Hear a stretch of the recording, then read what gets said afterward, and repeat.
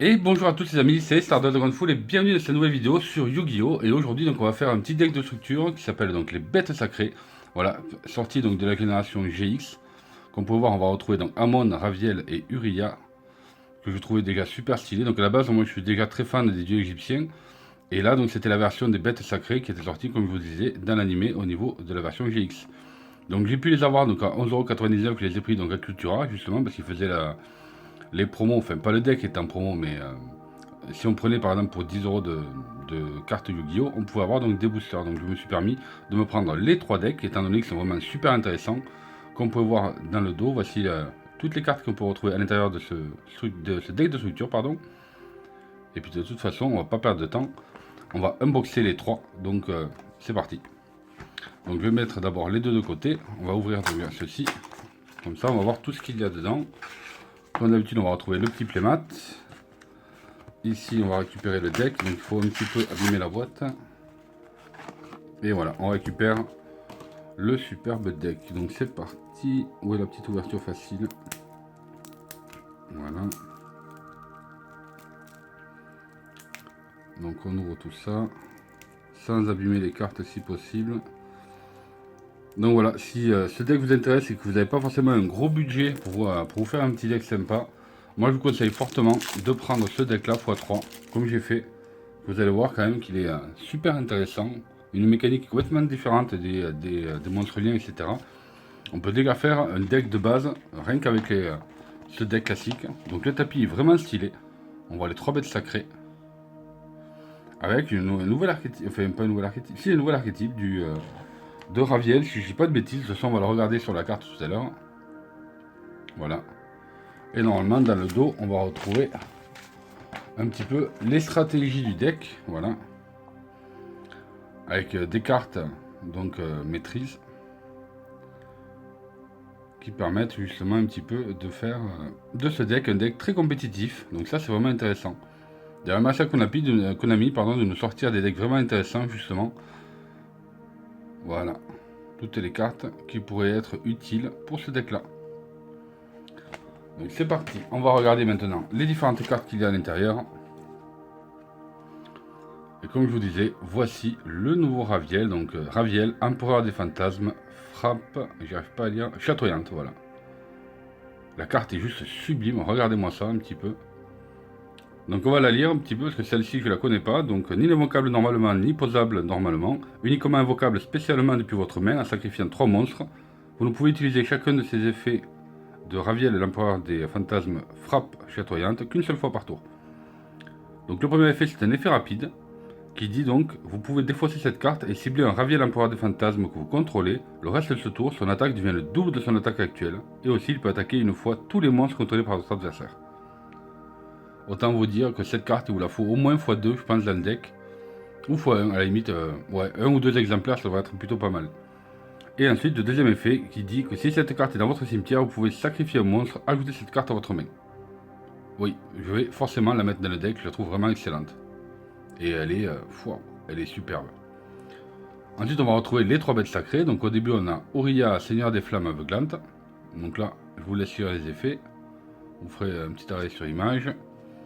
Ensuite, on va retrouver le deuxième qui est donc Amon, Seigneur du Tonnerre fracassant. Et enfin, on va retrouver Raviel, Empereur des Fantasmes. Donc déjà, c'est excellent parce qu'on a des cartes, vous voyez, avec des raretés en ultra. Donc c'est super intéressant. Avant, on en avait qu'une ou deux. Et maintenant, on va se retrouver, je pense, avec 5 cartes. Donc déjà, on en a 3, 4.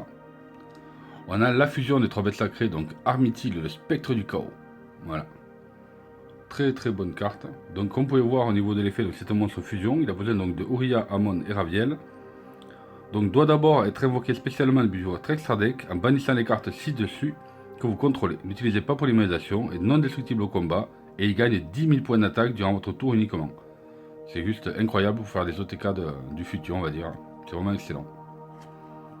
Ensuite, on va retrouver donc une très très bonne carte magie, qu'on peut voir elle aussi, donc elle est en super. C'est le feu céleste Céruléen. Céruléen, pardon. Donc on va la lire aussi, parce que pareil, celle-là je la connais pas. Donc du coup, pour invoquer spécialement Amon, Seigneur du Tonnerre fracassant en utilisant sa propre procédure, vous pouvez aussi utiliser les magies face verso que vous contrôlez. Une fois par tour, tant que vous contrôlez Amon, Seigneur du Tonnerre fracassant en position d'attaque, vous pouvez annuler les effets de magie piège activés par votre adversaire puis changer le Amon, Seigneur du Tonnerre fracassant, que vous contrôlez en position de défense. Si Uriya, Seigneur des Flammes aveuglantes, Amon, Seigneur du Tonnerre fracassant ou Raviel, Empereur des Fantasmes, face recto que vous contrôlez quitte le terrain, ce tour, vous ne recevez aucun dommage. Donc, on va dire qu'il la faudra vraiment. Très très bonne carte. Donc là, on va mettre les cartes magie. Enfin, on va mettre les cartes justement un peu spéciales ici. Ensuite, on va retrouver donc l'hyper-embrasement. Donc c'est une carte piège qui nous dit donc pour invoquer spécialement Uriya, Seigneur des Flammes aveuglantes, en utilisant sa propre procédure, vous pouvez aussi utiliser des pièges face verso que vous contrôlez une fois par combat. Lorsqu'une attaque est déclarée impliquant votre Uriya, Seigneur des Flammes aveuglantes, vous pouvez envoyer une carte piège depuis votre main ou deck au cimetière. Le reste de ce tour, son attaque et défense deviennent le nombre de pièges face recto sur le terrain et dans les cimetières x 1000. Une fois par tour, vous pouvez défausser une carte, ajouter à votre main ou invoquer spécialement un Uriya des Flammes aveuglantes, Amon, Seigneur du Tonnerre fracassant ou Raviel, Empereur des Fantasmes depuis votre cimetière en ignorant ses conditions d'invocation. Autant vous dire que celle-là aussi est une très bonne carte. Ah voilà, excellent. Donc on a destruction, des dimensions de fusion. Les cartes sont vraiment sublimes, j'adore. Là on voit vraiment les 3 bêtes sacrées. Donc pareil, on va la lire celle-ci. Donc bannissez le matériel fusion listé sur un monstre fusion spectre depuis votre main, terrain et ou cimetière, puis invoquez spécialement le monstre fusion depuis votre extra deck, en ignorant ses conditions d'invocation. Vous ne recevez aucun dommage de combat des attaques impliquant le monstre invoqué spécialement par cet effet, et si vous contrôlez Uriya, Amon et Raviel, votre adversaire ne peut activer ni de carte ni d'effet en réponse à l'activation de cette carte. Autant vous dire que celle-là, elle est excellente. Donc voilà, on a fini donc pour les cartes spéciales donc, de ce deck. Là maintenant on va retrouver donc différentes cartes, vous allez voir qu'il y a beaucoup de, comment on appelle ça, de cartes qui nous permettent de bien démarrer le deck. Donc tout d'abord on a l'orbe du chaos. Donc là par contre je vais pas toutes les, on va pas toutes les lire, je vais juste vous les présenter. Je vous laisserai faire une petite pause justement au niveau de l'écran, comme ça vous pourrez lire les effets. Voilà, donc là on a l'orbe du chaos. Ensuite on a la bête attirante des ténèbres, donc celle-ci c'est une carte qu'il faudra jouer x3 dans le deck. On a la bête invocatrice du chaos, celle-ci aussi il faudra la jouer x3 dans le deck. On a l'obscur invocateur de bête, donc lui je crois que ça se joue x2 ou x3. Ensuite on va retrouver le fantôme du chaos. Elle aussi, je crois que je l'ai vu dans certaines decklists, mais pas toutes, donc je sais pas, je pense qu'il faudrait la jouer x1. Et là on a des vieilles cartes, donc on a le chasse-ciel fantôme, le rechargeur fou, alors celle-ci je la connaissais pas du tout. On a le faux fileur du tombeau, celle aussi très vieille carte. Le dragon arc-en-ciel des ténèbres. Tragédia. Un radiant, donc un gaiju, ça peut toujours être pratique, je trouve ça vraiment bien. Ah bien, on a la chasseresse du chaos, très bonne carte, donc celle-là on va se la lire aussi si vous la connaissez pas. Lorsque votre adversaire invoque spécialement un monstre, sauf durant la damage step, vous pouvez défausser une carte, invoquer spécialement cette carte depuis votre main, votre adversaire ne peut pas bannir de carte. Autant vous dire que celle-là, match miroir, elle est plutôt intéressante. Ensuite on va retrouver le maître des marionnettes. On a le patrouilleur Stygienne. On va retrouver donc des abysses ardents, donc là c'est Farfa Malbranche. On a la Cerburelle le mythologique, très jolie carte. On a un danger en commune, donc ça je trouve ça génial. En plus le Chupacabra, voilà, c'est un très bon danger je trouve.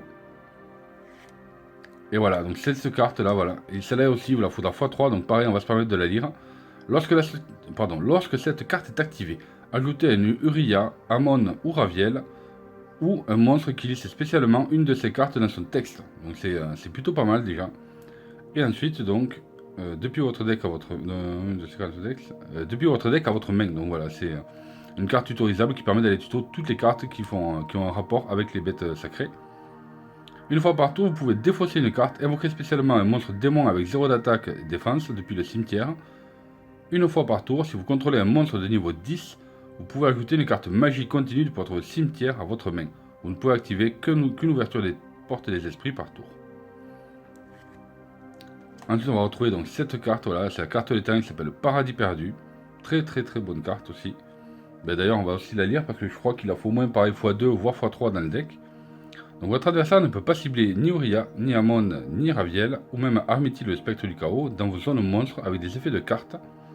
Et aussi, ces monstres ne peuvent pas être détruits par des effets de cartes de votre adversaire tant que vous les contrôlez. Si vous contrôlez donc Uria, Amon, Raviel ou l'Armithil dans votre zone monstre, vous pouvez piocher 2 cartes. Vous ne pouvez utiliser cet effet du paradis perdu qu'une fois par tour. Excellent, donc vous jouez vos cartes, vous piochez 2, je trouve ça génial. Ensuite on va retrouver donc les fantômes martyrs. Donc voilà, cette carte était déjà connue. On a le parchemin magique. On a une terraformation. On va retrouver donc une rotation de plateau. On a la chaîne d'entrave du dieu. On a un superbe 1 pour 1. On a le début de la fin. Donc si vous avez minimum 7 monstres ténèbres dans votre cimetière, bannissez 7 pour piocher 3 cartes. On a une réédition du pot de désir. Donc ça c'est vraiment très très bien. Comme vous pouvez voir, on a souvent de très très bonnes cartes. On a beaucoup de staples. Et celle-ci en fait partie. Donc c'est excellent. D'ailleurs je trouve ça dommage, j'aurais pu la mettre en super au moins. On a le sceau du propriétaire. On va retrouver la barrière de terrain. On a les épées de ravissement de la lumière.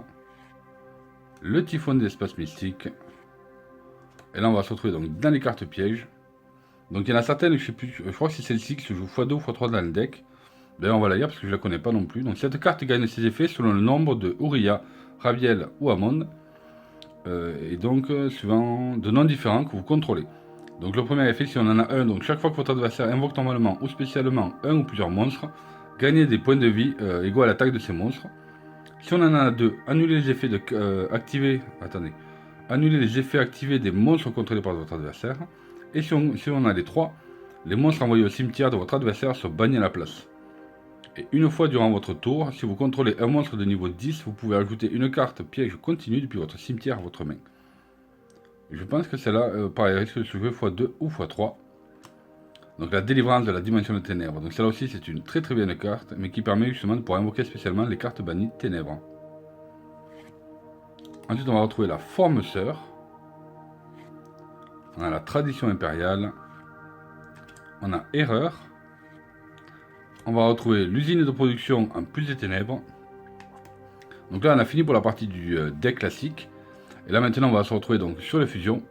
Et on va retrouver donc l'empereur spectre trilogique. Alors pareil, c'est là que je la connaissais pas, donc du coup il faut 3 monstres de niveau 10.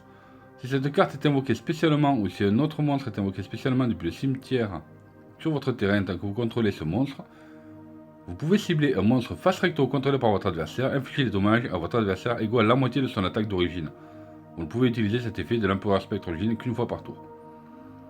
Je trouve ça plutôt intéressant, à la limite il faudrait le jouer x1 dans le deck, ça pourrait être intéressant. Et là on va retrouver donc des jetons. Donc là on a la fusion, on a 2 jetons. Hop, on a pas mal de cartes derrière, donc du coup on a une petite carte promo pour nous parler de Yu-Gi-Oh! Duel Links. Voilà. Donc ça on la met à part, on n'a pas besoin dans ce deck. On a pour le jeu Yu-Gi-Oh! Legacy of the Duelist. Voilà.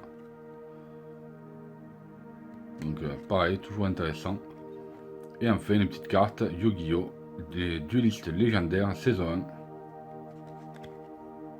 Et on a le fameux deck de structure.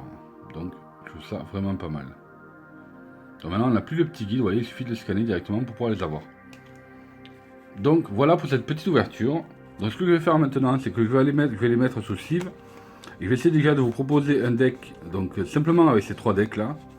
Comme ça on va voir un petit peu ce que l'on peut faire avec ce deck. Vous allez voir que même déjà de base, c'est plutôt pas mal. D'ailleurs je trouve ça dommage que je n'ai pas mis Allure, parce qu'Allure aurait été très intéressant dans le deck de base. Mais on va voir comme ça déjà ce que ça peut donner. Donc je vous dis à tout de suite, une fois que j'aurai mis les sleeves. Et c'est parti. Donc ça y est les amis, on se retrouve maintenant pour la petite decklist donc de 40 cartes faites directement et seulement avec les 3 decks de structure. Donc on va tout de suite commencer par la présentation donc, du main deck. Donc tout d'abord moi je propose de jouer donc 2 Raviel. Parce que voilà, je trouve que les jouer les gars, toutes les bêtes sacrées par 2, je trouve ça suffisant. Voilà. Donc on a donc 2 Raviel, 2 Amonde et 2 Uria. Et ensuite moi j'aime bien, j'adore la nouvelle carte, donc du coup on va jouer aussi donc 2 Raviel, l'empereur des fantasmes frappe foudroyante, parce que je le trouve vraiment excellent.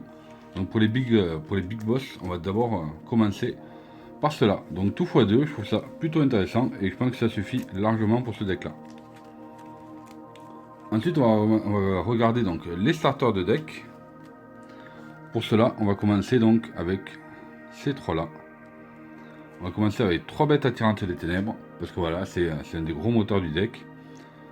Ensuite, on va jouer aussi les 3 bêtes invocatrices du chaos. Je vous conseille de jouer également les 3 l'obscur invocateur de bêtes. On va jouer un fantôme du chaos. Et personnellement, comme je voulais jouer justement à 40, j'ai décidé aussi de jouer un danger de Chupacabra. Parce que voilà, je trouve que pour le deck, ça permet de stabiliser tout ça et je trouve ça plutôt intéressant. Donc voilà, pour la partie monstre, je crois qu'on est à 18, il me semble, si je dis pas de bêtises. Ensuite, on va jouer donc 3 fois l'ouverture des portes des esprits.